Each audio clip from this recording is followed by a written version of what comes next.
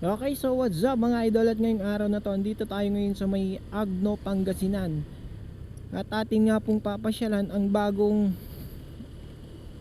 puntahan, at pwede nyong puntahan din. Pwede puntahan ng mga turista. Actually kaka-open niya lang ngayon, at atin nga pong itong papasyalan ang izakaya. Okay, izakaya.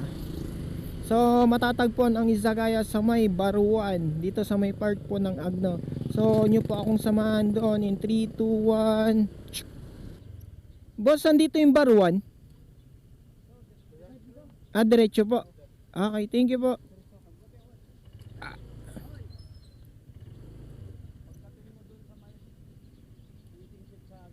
Ah. Wait eh. Okay, thank you po, thank you. Ayan, so sabi ni kuya, pagdating daw dun sa may waiting shed sa may gitna, kanan daw tayo para di daw tayo mawala. Kasi kapag diniretso, pag kumaliwa daw tayo, baka mawala tayo. Okay, sige, tanong-tanong na lang ulit tayo doon. Ito ba? Kanan, kaliwa. Kanan, waiting shed dito sa may gitna, sabi naman niya.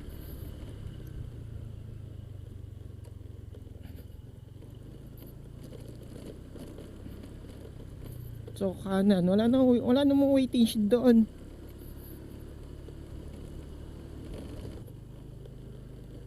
Okay, so yun nga po guys, ito yung mga madadaanan nyo ditong daan. Lubak pero sige, kakayanin natin to. Ito siguro yung sinasabi ni kuya na waiting shed. Kuya, papuntang Baruan po ba to? Dito. Tubo. Yung izakaya na ano po? Izakaya. Dito rin. Sige po, thank you.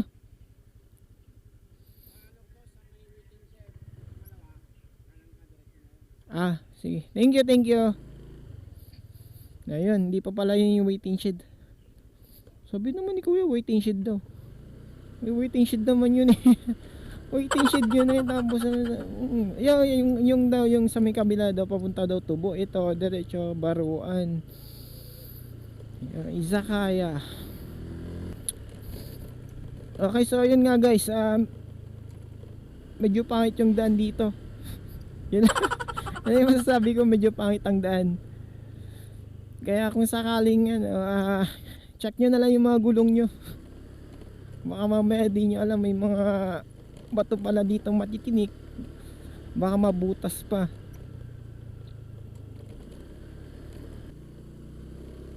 Welcome to Tupa. Ayun. Oh no, may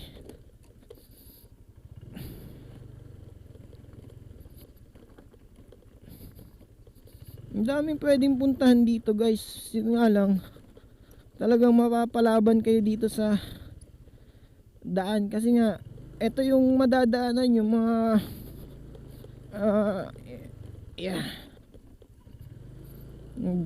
mga pangit na daan. May hams pa, yan. Lubak-lubak na daan, may hooking daan, may pangit na daan, may nakakatusok na daan, at may mga humps na daan. Kagaya naman itong mga humps. Yan. Ang dami humps dito. Yung akalain mong madaming mabibilis na sasakyan na dumadaan, hindi naman ganun sila kabilis.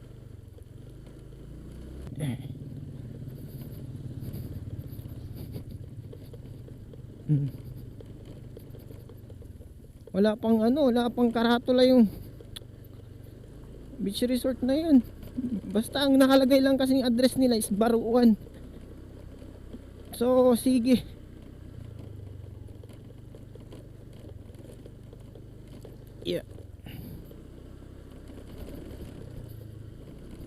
parang bundok na.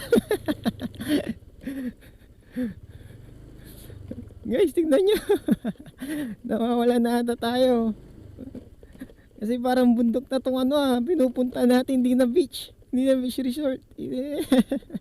Ay, nako. Oy. Ginusto mo yan eh. Guys, tignan nyo. Di ba?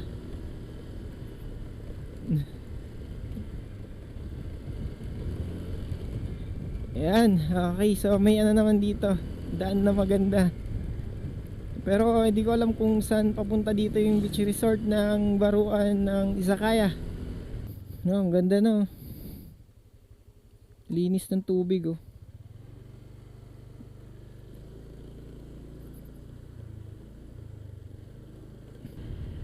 Guys, tignan nyo, nakita ko na yung beach oh.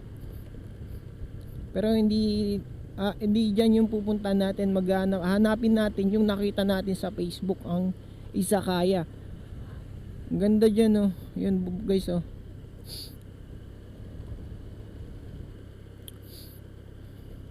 So yun nga guys, kagaya nga po ng sinabi ko kanina, ang pagdadaanan nyo po kapag pupunta po kayo ng Izakaya Beach Resort, magandang daan, paakyat, pababa, mga mababatong daan, pangit na daan, masikip na daan, medyo maluwang na daan. Ayan. So kung pupunta kayo dito guys nang magko-commute at mag-overnight, siguraduhin yung kunin nyo yung number nung tricycle driver. Kasi nga yung mga tao dito naglalakad na lang sila kasi walang masyadong dumadaan na mga sasakyan. Ni ultimo tricycle driver, wala kang makikita, walang masyadong dito, walang masyadong service, kaya yung yan mga sasakyan na dumadaan. Bar and resort. Ayun. Ito na nga.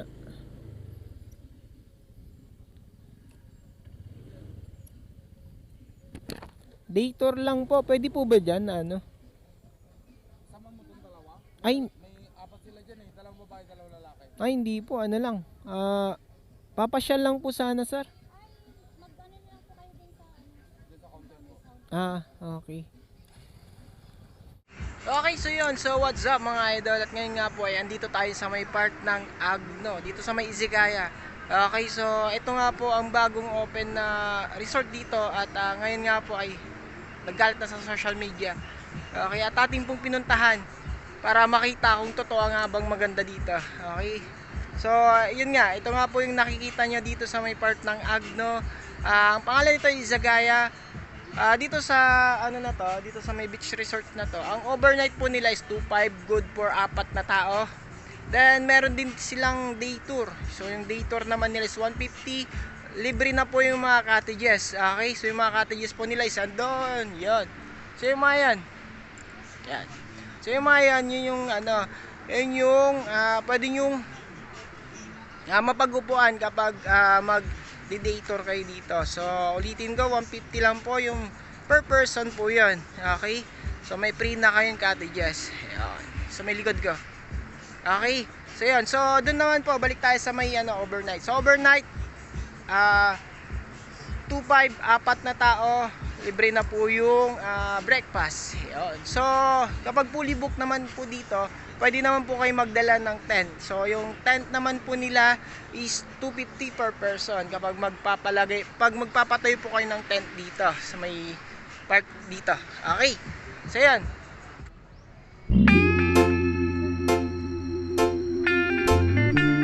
Trauma Vibe Session.